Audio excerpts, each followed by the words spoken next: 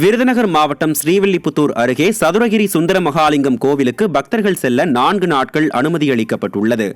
மாசி மாத பிரதோஷம், மகா சிவராத்திரி மற்றும் அமாவாசையை முன்னிட்டு வரும் 25ஆம் தேதி முதல் 28ஆம் தேதி வரை மொத்தம் 4 நாட்கள் காலை 6 மணி முதல் மதியம் 12 மணி வரை சதுரகிரி கோவிலுக்கு பக்தர்கள் செல்ல கோயில் நிர்வாகம் அனுமதி வழங்கியுள்ளது.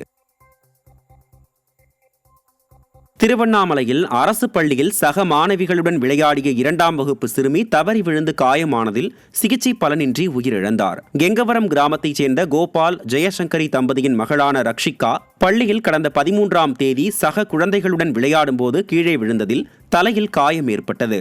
இதையடுத்து சிறுமி மருத்துவமனையில் சிகிச்சை பெற்று வந்த நிலையில் திடீரென சிகிச்சை பலனின்றி உயிரிழந்தார். அரசு பள்ளியில் ஆசிரியர்களின் பற்றாக்குறை அதிகமாக உள்ளதால் ஆசிரியர்களால் குழந்தைகளை கவனிக்க முடியாத நிலை இருப்பதாக குற்றச்சாட்டு எழுந்துள்ளது.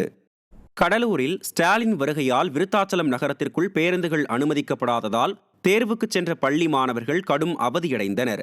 கடலூருக்கு வருகை தந்த ஸ்டாலின் விருத்தாச்சலம் வழியாக செல்ல ஏற்பாடு செய்யப்பட்டதால் நகரத்திற்குள் பயணிகளை ஏற்றி வரும் அரசு பேருந்துகளை காவல்துறையினர் தடுத்து நிறுத்தினர். இதனால் தேசிய திறனாய்வு எழுத வந்த பள்ளி மாணவர்கள் பல கிலோமீட்டர் தூரம் நடந்து செல்லும் அவல நிலைக்கு தள்ளப்பட்டனர். தேர்வு குறித்து தெரிந்தும் மாற்று ஏற்பாடுகளை செய்யாத திறனற்ற திமுக அரசுக்கு எதிர்ப்புகள் கிளம்பி உள்ளன.